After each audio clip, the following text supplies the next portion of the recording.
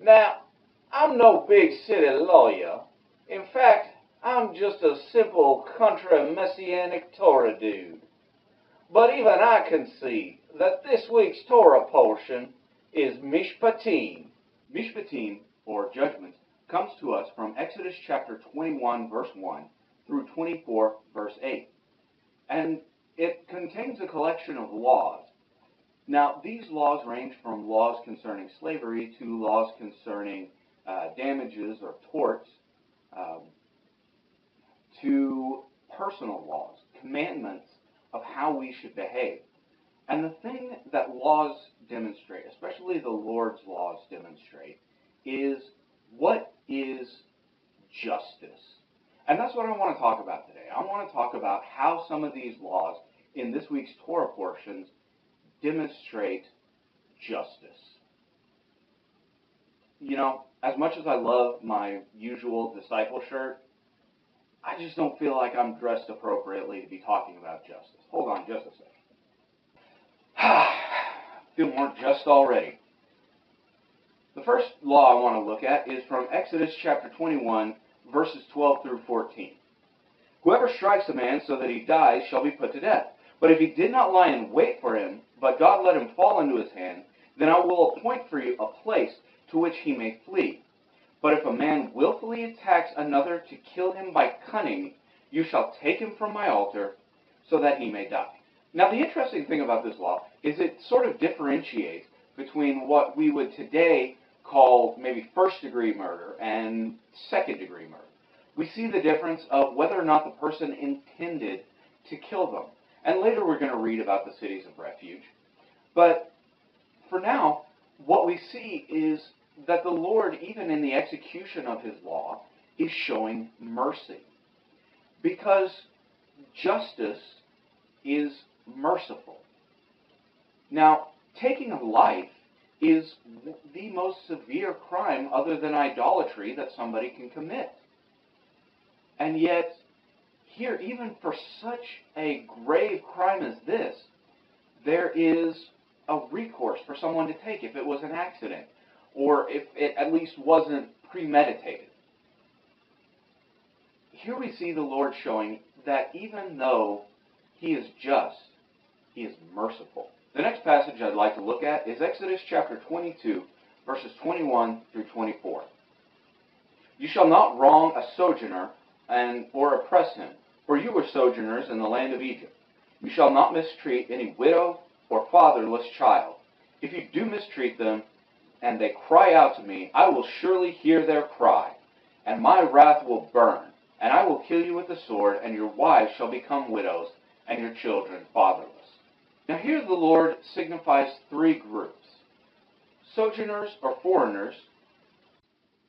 Remember, if you meet a foreigner, don't be cold as ice and play head games. Don't be hot-blooded.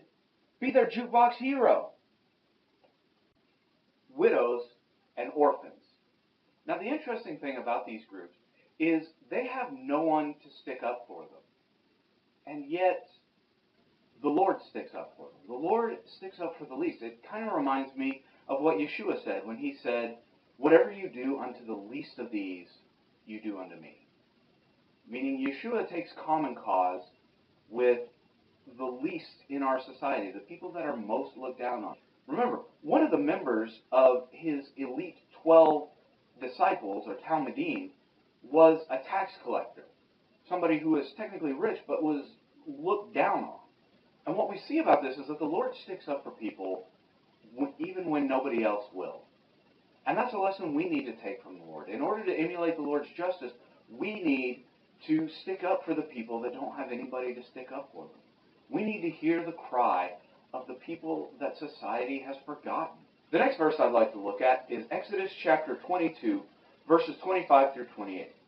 If you lend money to any of my people with you who is poor, you shall not be like a moneylender to him. You shall not exact interest from him. If you ever take your neighbor's cloak in pledge, you shall return it to him before the sun goes down.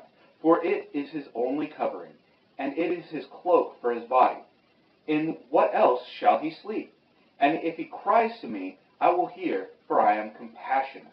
For some quick historical context, during the time that this was written, A cloak was not only a piece of outerwear like a coat, but it was also what somebody would sleep in. It was somebody's blanket.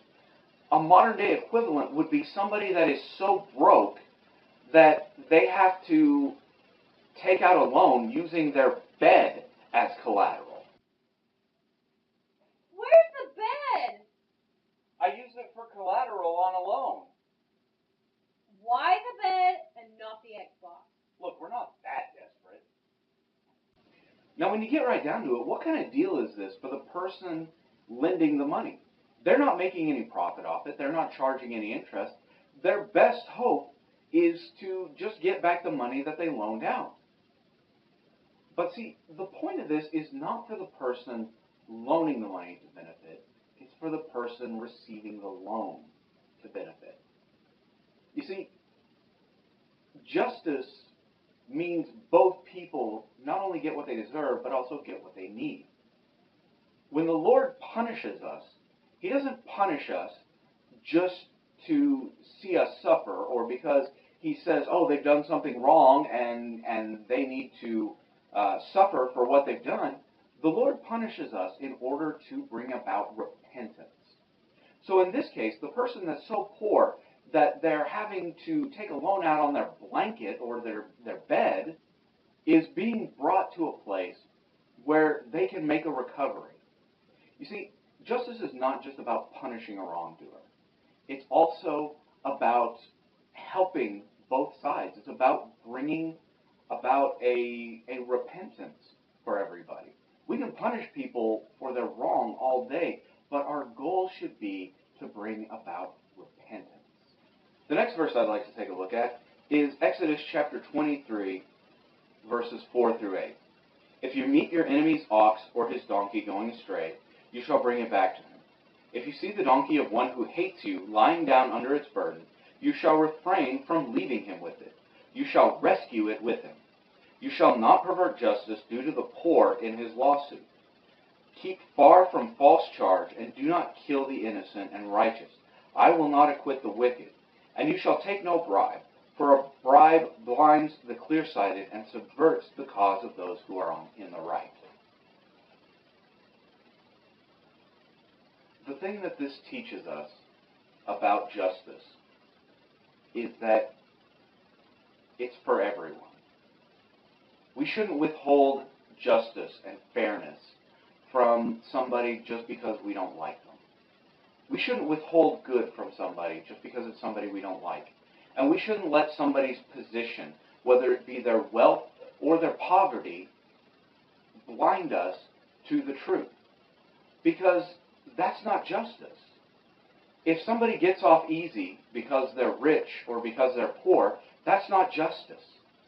And if somebody gets a harsher sentence or gets a harsher punishment because of a personal reason or because of their standing in society, that's not justice. That's not the Lord's justice. Because the Lord loves us all equally. Rich, poor, black, white, Native American, it doesn't matter. The Lord loves us all equally. And the Lord treats us all fairly, regardless of where we're from, where we're living, anything like that.